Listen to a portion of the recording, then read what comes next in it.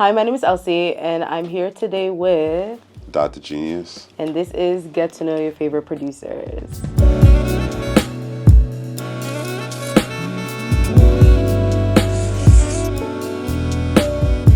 All right, so this interview is surreal for me, to be honest. Thank you for making the time. For sure. You've produced some of my favorite songs ever. Cudi's one of my favorite artists. And you just being a part of like his journey in such a big way, it's crazy to me. So I want to say I'm honored to do this. Thank you so much for having me. For sure. So I did a lot of research going into this. I saw that you grew up in Brooklyn. Yep. But you have Nigerian heritage. Yes. Do you think that dynamic kind of shaped who you are?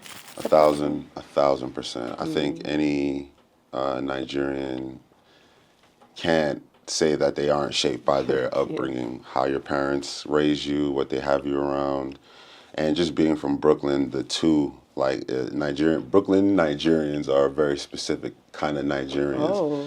Yeah, we're definitely we're go-getters, we're hustlers, we're definitely a different type of beast. You know, I like to think so. But yeah. I love that. And I also saw that you went to music school at the age of 7. Yes. What instruments do you go for? So my dad chose my instrument for me. I wanted to play guitar, and he was like, "No, you're playing piano." Piano. Yeah. So Similar thing happened to me. So I get it. Nigerian parents just choose it for you. Like go learn that. But like, did your parents do that, like in mind for you to go into music, or was that just like learn a skill? I think it was just learn a skill. I mean, to be honest, my dad is a big fan of music in general. Oh, okay. So he wanted all of us to know how to play an instrument. So in his mind, I think he was putting together a band like the Jackson 5. But all the other my siblings, like as soon as they got to an age where they could be like, I want to do something else. They just dropped it. They just dropped it, yeah. And I stuck with it. You feel like that gave you like an edge? Absolutely. As a producer? I think it gave me the confidence, like once you do something from young and you have the time to kind of like live in it, by the time you become an adolescent or you get a little older, you just feel like you're more comfortable in the space. So I've always been really comfortable with music. What was your first ever producer appointment? Can you tell us a story of that? Sheesh, okay. Fuck. I think I have a very unique story because as a producer, I wasn't the producer that was making beats, finding connections to send them to. We tried that a few times and it was like no response. So my first real placement was with Cudi, my friend, who, we were just making music together, so it didn't feel like a placement, I see what you mean.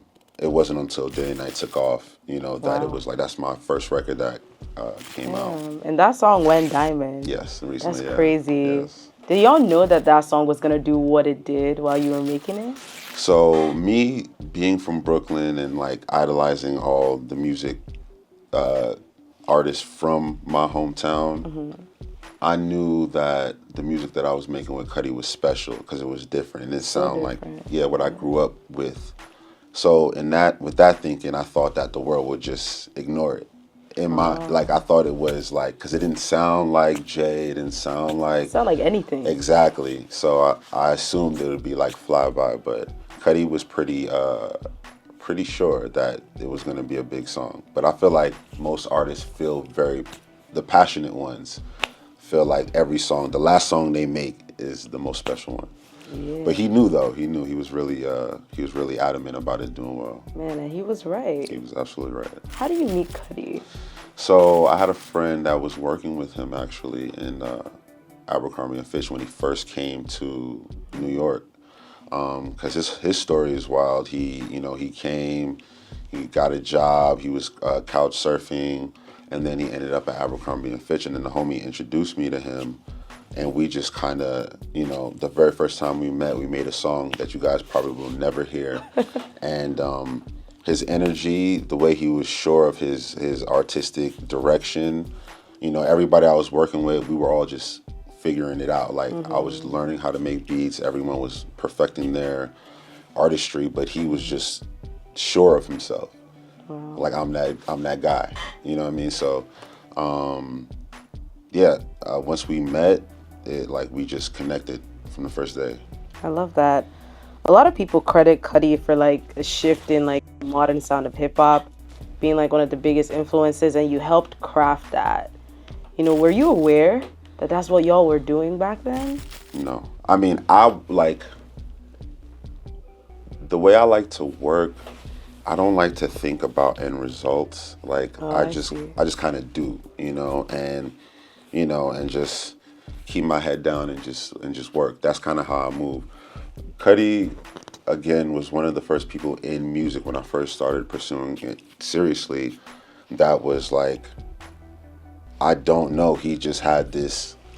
We're gonna do this. This is going to be mega. The world is gonna know us. They're gonna love us. We're gonna be rich. We're gonna buy our parents stuff. He said all of these things. He was the first person that, because I went to engineering school, so I'm a very practical I see. person. Yeah. What's the probability like either one of us is gonna be able to say that we have a hit song that the world knows and loves? So I'm very practical in that way. And Cudi's a dreamer. He's like, so I think that's why our relationship, Opposites. it works so well, because he's out there in space just thinking about things, and I'm like, well, how are we gonna get the light bill paid, or like, Right. how are we gonna, so it was good, a good yin to my yang. So I like that. One thing about your productions that it's really like, would I say cinematic? yes. Like you like to build like an atmosphere around that. How do you get into that headspace? So I think it's all like, it goes back to the classical training. So when I first started playing, I learned classical music, and then I went to jazz. So just the tension in chords and building melodies has always kind of been a thing that I just like to explore. And I think the first couple of instruments I had at my disposal were really what helped me define the sound that I'm known for. Just the Triton keyboard, the motif, and like I was really heavy on those synths when I first started producing. So 2007 to 2009, 10, I was like heavy on those keyboards. So then classical training, and just my love for cinema too as well. Starting to build your beats, do you have like a certain process? Do you start with melody? Do you start with drums? Do you have like something you stick to, or is it different every time? Man, it's been different every time, especially if I'm in a room by myself and I have the space and time to just really explore and get weird. Like that, I always like to build things from scratch. Nowadays, when I work with artists, just because we're in such a fast-paced industry, I like to pull up music that I've already done or beats that I've done and try to make it palatable for whoever I'm in the studio with. But I come from just building everything from scratch, like searching for the right snare, searching for the right hi-hat, which doesn't look very sexy on camera. It doesn't, but Your process is your process. exactly. Yeah. That's how you arrive to your product. I want to talk about Wizard. Okay. Because I feel like it's so underrated, but like it's has some of my favorite, like Afflictum is on there. Amazing. And like, wow, there's a lot. Dreamtime Machine. Yes. How did that name come about? Like Wizard, what was that about? So, the whole WZRD era was Cudi really trying to differentiate himself from rap and rappers, and just he wanted to be, I'm an artist, I'm not just a rapper, I'm an artist. And he felt like the only way the world will take him seriously as a musician is if he picked up an instrument, so Okay. he picked up the guitar and taught himself how What? to play it. Yeah, so WZRD, the whole album, all the guitar is Cudi, and Wow. he really just had a dedication to the instrument. And So that's him strumming on Afflictum? yes, What? yes, that's him strumming on the Afflictum. That's Yes. crazy. And for me, like, me and him, we're just like creative partners. Like, I'm down to venture off into an unexplored world that I haven't explored production wise. And I think in doing that, we created our own sound in doing so. And it was such a unique time. I remember, Cudi was sober. The album had zero curses in it, Actually, except for except for the upper room. okay. But I wouldn't even define that as a curse word. That was the conversation we had. Like, is that a curse? Like, no, it's like a cat, whatever. Yeah. But yeah, it was a different headspace for sure because So different from yeah. anything else. And Cudi's great with that. He always pulls me out of my comfort zone. As soon as I get comfortable in a space, all right, we doing this. And it's like, okay, well, I just spent the last couple years doing this. That's so crazy because that was my question. I was like, that project was such a different sound from what Cudi was already making. And just to see that he was passionate about the guitar and doing all that, that's so cool. But that name, like I see you said WZRD, not Wizard, because a lot of people call it Wizard. It's both. It's both. Okay. But I don't know if you can recall, initially we were calling ourselves To Be Continuum. Oh. Yeah, I remember. I think he tweeted it, and then we were like, "This name is just too long." Yeah, too long. And I think the original idea for Wizard came from, I think it's Ozzy Osbourne, the song about. I think he was saying his drug dealer's his wizard. You know what I mean? He comes spreading his magic type shit. Correct me if I'm wrong if it isn't Ozzy Osbourne, but I believe it is. I think it is. Wow, that's actually, I'm kind of mind blown by that because it's cool to know the stories behind that. And I think on that album, when I look online, I see you have songwriter credits. Yeah. Well, on there. yeah. So on the songwriting credits, especially in the world, I think the world at large has a misunderstanding about this. As producers, we're credited as songwriters because we write the music. Yes. That's like in old times they have to write out the music. So with the writing, it's all Cudi. Like, Okay. Cudi doesn't play about his writing. Like, he likes to write his stuff. I could tell. He'll take ideas, energies, and he'll ask for feedback and things of that nature. And he takes feedback very seriously, especially when I give it to him. But he writes all his stuff. One song that really stands out that you produced for Cudi, a lot of people fell under the radar, Cosmic Warrior. That's one of my favorite tracks of all time. That's crazy. Of all time. And I just want to know, Passion Pain and Demon Slay is my favorite Cudi album. Crazy. And I just want to know what those sessions were like, Yeah. There was a lot going on during that time period in my life, too. I know Cudi was going through a lot. It's even hard to really describe, the emotions or what he was feeling at the time. But Cudi always channels it into the music, So a long, intensive 12, 14-hour sessions, working all through the day, through the night. Yeah, and it was fun yet and still. It was fun, it was urgent,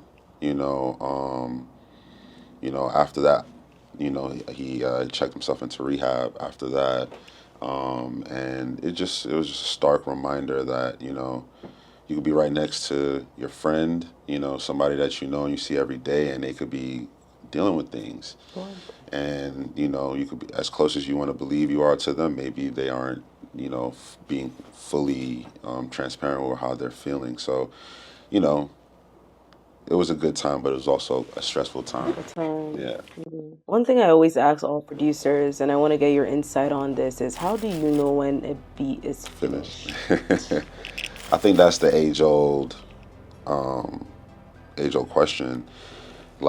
Creatively, as a producer, we like to try to fit everything we've learned in production into one beat. I feel like just to show people I'm good at this. Yeah, we're different, we're creative, we've done our 10,000 hours, but the more you start to do this, the more you realize it's about the song.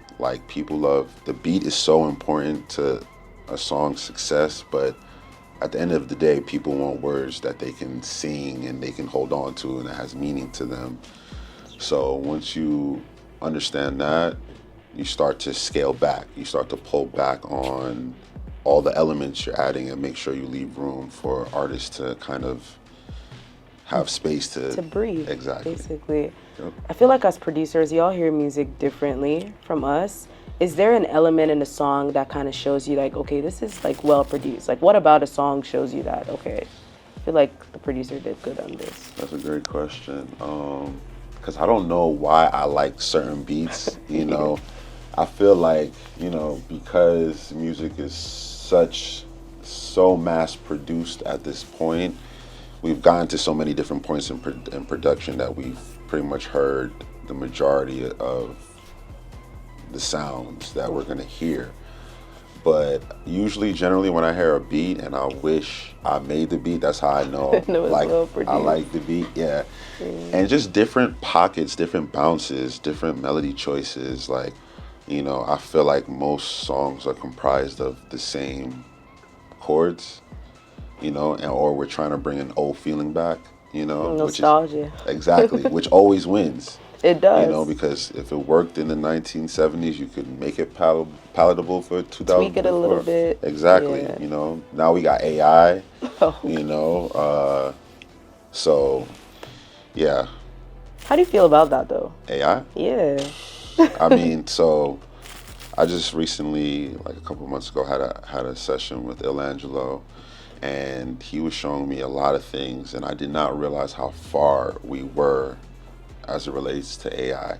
But AI doesn't scare me at all. Like, I understand it's going to shake up the industry. The music industry is constantly being shaken up with streaming and, like, you know, New technology all the time. exactly. So coming from engineering school, I love to see technology. I love to see advancements in technology, and then you just got to figure out how you're going to utilize or implement the technology to your advantage, basically. exactly, to make your workflow and your, you know, workload a little easier. Okay, that's good to know. Because a lot of producers like have actually expressed a kind of fear, like Yes. AI is taking over, and we And don't you know should what be to do. afraid. Like, and you should be afraid if you know, if you're not careful, if you're not on the forefront of the change, that's when, you know, you get left behind. So, you know, I wouldn't say fight it. I'd say embrace it. Find ways to make it work for you as a producer, as an artist, and just be aware of it, because these companies are definitely aware of it, and they're positioning themselves to reap the benefits of AI. Yeah, That's true. Adapt or get left behind, that's basically. a fact. That's a fact. Yeah. So apart from Cudi, you've worked with a number of other artists. Yes. What about an artist makes you want to like partner with them and be like, okay, I want to work with you? It's really authenticity. It's like, and I'm just really drawn to people who have a creative vision, like something that I don't have to fully understand it, but if you have a creative vision that you're sure in, and you know, of course you got to be good, you got to be, you know, interesting, but it's mainly those things: authenticity and like clear creative direction of what you want to do or what you're trying to do and attempt. Have you ever had like a situation where like you've made a beat and like, but the artist is like, you know, I need you to tweak this, tweak that. How do you respond to that? Are you the type of person that's like, no? No, I'm not married to any idea. You know, every idea can evolve, change, slower tempo. You know, I like to go down the rabbit hole with the artist. And because 9 times out of 10, if it's like, if they have good suggestions, it's gonna show. But if we go down a rabbit hole and it doesn't sound good, I'm gonna pull us back out the rabbit hole. Like, yeah, that was dope, but I think we should go back to what it was. Yeah, yeah.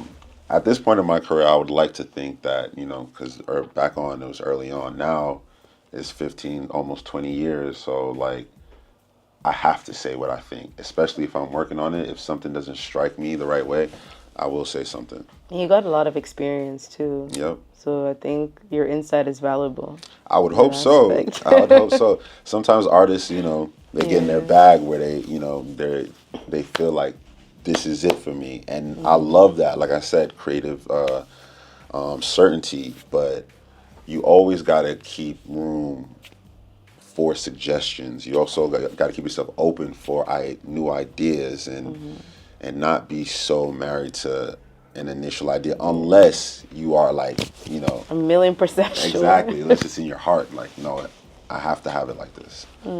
I feel that honestly, but I feel like it's on a case to case basis For sure. probably. For sure. Yeah. I mean, sometimes when you give an artist a beat and you think like this is it, like this beat is done, nothing needs to happen. That's when they're I like, want to they're tweak it even exactly, more. for sure. I feel you. Kid Cudi Ghosts. Yes. You worked on there. That's Yes. such a cool project. What was it like just being a part of that? Because it's not just Cudi, it's Kanye as Yeah, well. yeah. For me, it was surreal, and it's still surreal. Kanye is probably one of the sole reasons that I decided to pursue music seriously. And it's really because of his fearlessness as well. Like, at the time, hip hop wasn't really embracing the type of person Kanye is. Like, Facts. you're not from the street, you're not from the hood, you got no street cred, whatever.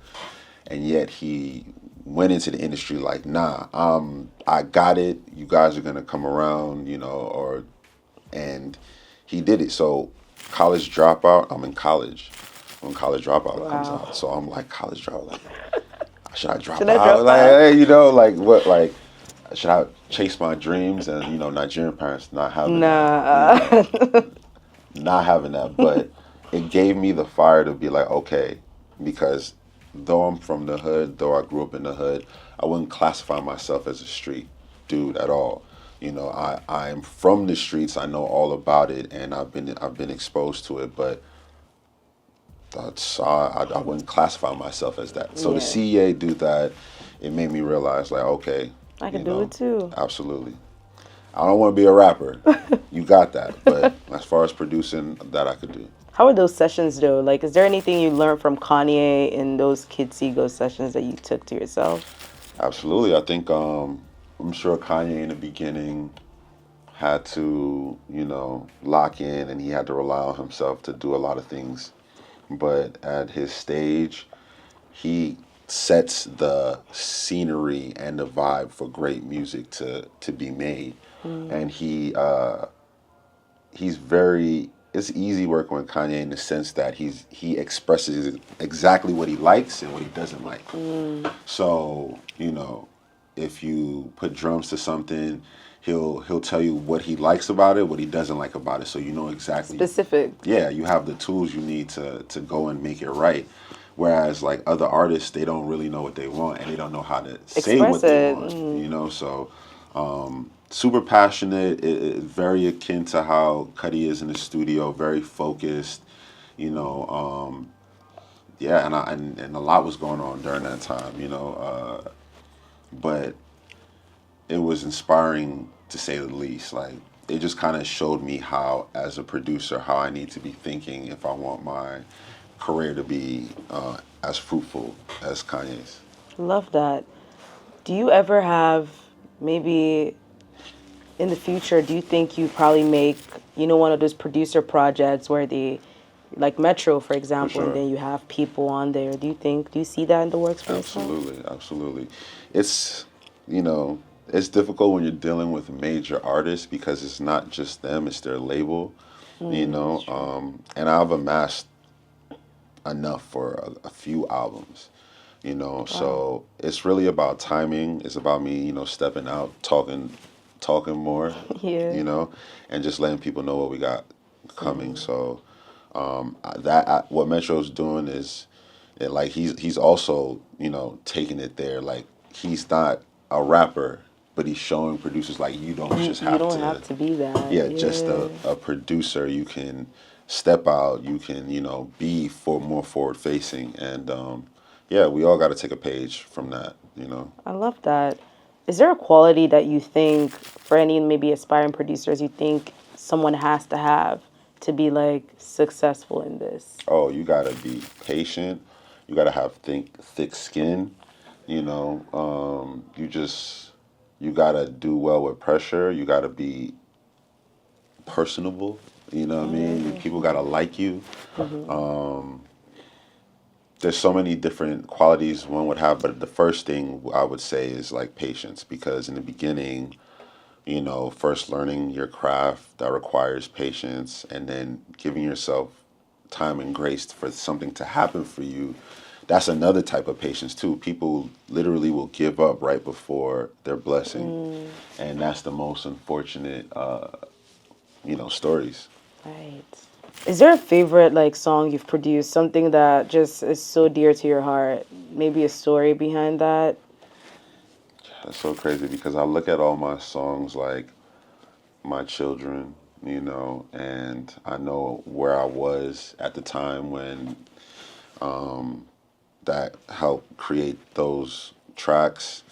If I had to choose a favorite, I would say it's probably Reborn. It's probably Reborn because it's just like how me and Cudi do. We weren't in a studio.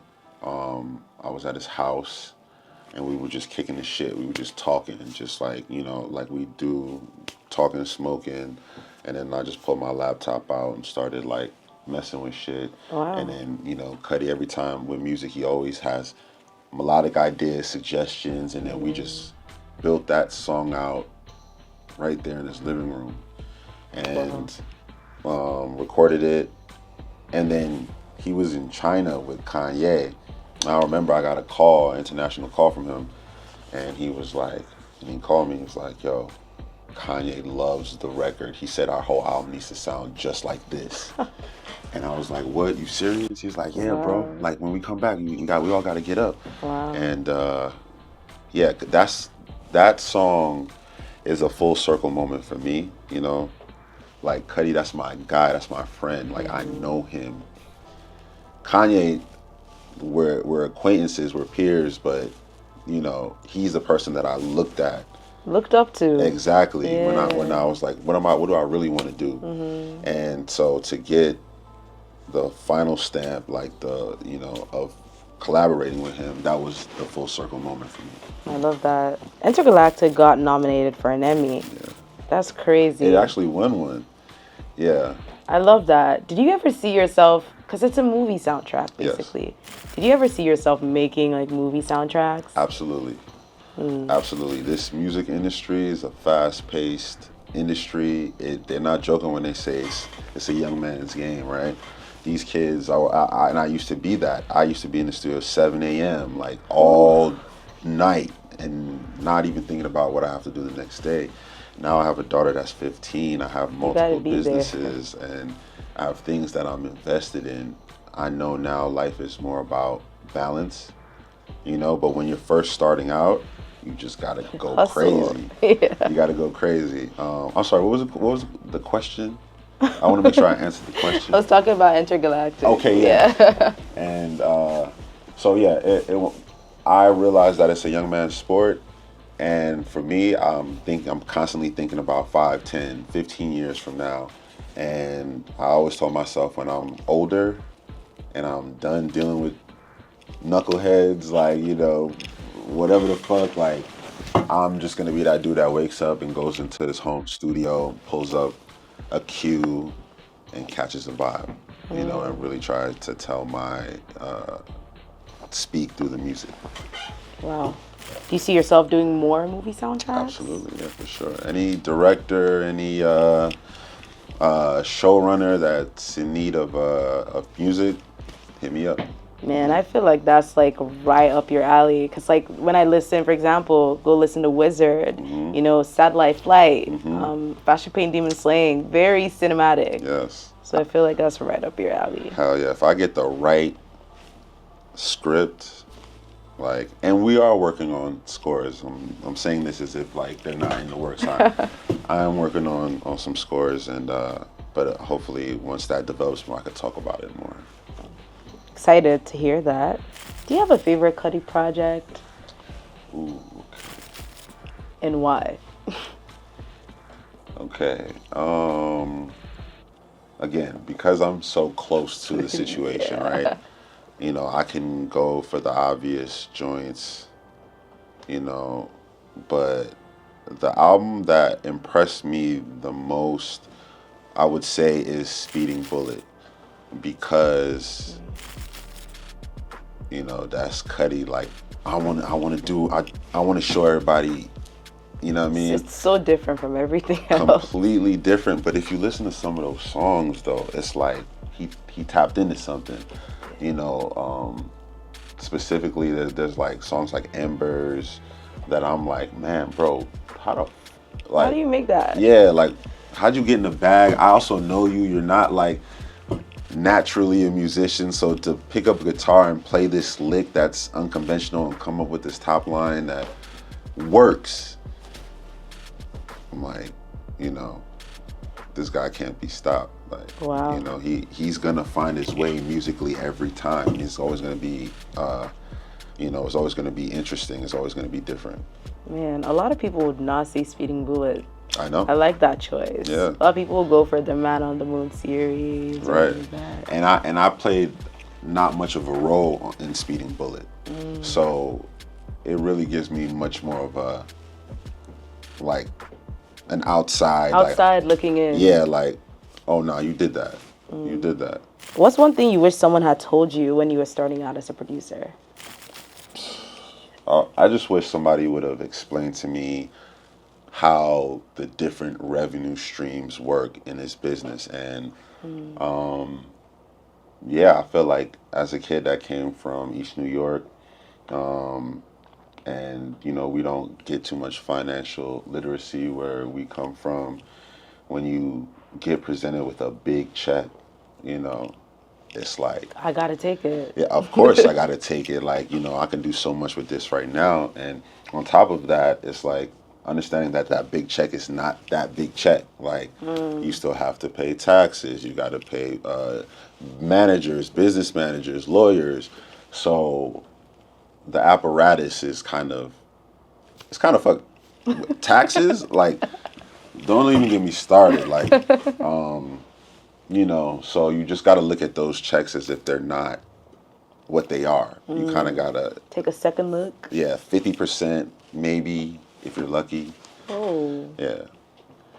So for producers starting out today, like, how would you tell them to get themselves out there? Because a lot of people are like, it's saturated. We don't know how to do that. Like, what would you offer as advice? You really gotta lock in and work with the people that are within arm's reach, that can recognize the ability in you, and you have to build with them, because it's not unrealistic to start making beats and then get a Beyonce placement or a Rihanna placement or whatever. You think that's ideal though? I don't think so, because you know, you kind of want time to build your rapport in the business, where, because people always ask questions. People, like, especially if it's a new song that everyone knows and love, who produced it, like, who's the producer, and especially if it's an unknown person, that road is very tricky, because, you know, but to answer your question, to get known, or to get your music out there, collaboration. That's the best possible way of getting your music circulating, because you only have your circle, and they have their circle. But as soon as you start circulating your music outside of your circle, that's when, you know, Crossover. exactly, you get a call like, yo, such and such jumped on this track. Like, oh, word. You don't even got to be in the room. And then by doing that, you know, by making sure you're properly credited, and you know, you take the opportunities to step out there and say, oh yeah, I did make that. With online, I think people will notice it quicker. Social media. Do you think producers should maybe take a cue and start putting themselves out there? Yeah, I mean, I think even as uncomfortable or as foreign as it is, I think at some point you have to just get over that. You know, I know for myself, like, I didn't necessarily care about doing interviews and like going to, every show and making sure people know that I'm a part of certain things, but it's actually really, really important to your longevity and the brand. If you care about that, care about what you're building, you want to speak for yourself. You don't want the world to speak for you, you know? So I was Being in very, control of your narrative. absolutely. I was very comfortable just being the guy that made the beats and having everybody just say, oh, okay, yeah, that's Dodd. He makes, beats for Cudi. But it's important for me to step out and just start popping my shit, so to speak. I love that. You got to step out sometimes. Absolutely. What's next for you? So I'm on a real specific journey right now. I feel like I've been doing music for a pretty long time, and I'm so grateful for the connections and the people that I've met along the way. And I'm not ready to hang it up just yet. I'm still working, still creating, but I am stepping into a new phase, and that more so kind of centers around us putting out music ourselves, meaning not waiting for a company to come sign and drop music, but no, if something's dope, I'm gonna distribute it through my company, market it, shoot the video, do as much as we can, and then move on. And Remove the middleman, basically. exactly, and just put the music out, because it's been gate kept for such a long time, and now with online, it's democratized, so to speak. So anything can go. Like Anything could go. the fans and the kids could hear something and just be like, "I love this." Make it viral. Exactly. And now the labels have to come have a conversation. So that's my goal. And everybody around me, they kind of understand the same thing, that we're in a different place as it relates to the music business. So you can sign, you could take that big check right away, or you can really build something grassroots and have everybody come to you, instead of going vis-a-vis through. Something that's yours. Yes, exactly. You got leverage. Absolutely. I love that. Before this interview ends, is there anything you want to say? No, I just appreciate you taking the time. Thank you. I was with Opa OD and he told me about you, you. and then I saw you interview Denzel. Denzel's a great friend of mine. You also interviewed Raven Lene. Me and her, we've worked a bunch, and I'm happy to see that you're doing your thing. I'm glad my first long format interview is with a Nigerian. Thank you. So I'm going to Nigeria this December for the first time. I'm super excited, and I'm gonna try to vlog it. I'm not a vlogger, but I think it would be interesting for people to see It'd be me worthwhile, for the first time going. So I love that. but thank you so much. Thank you for having me. I Yes, appreciate it. absolutely.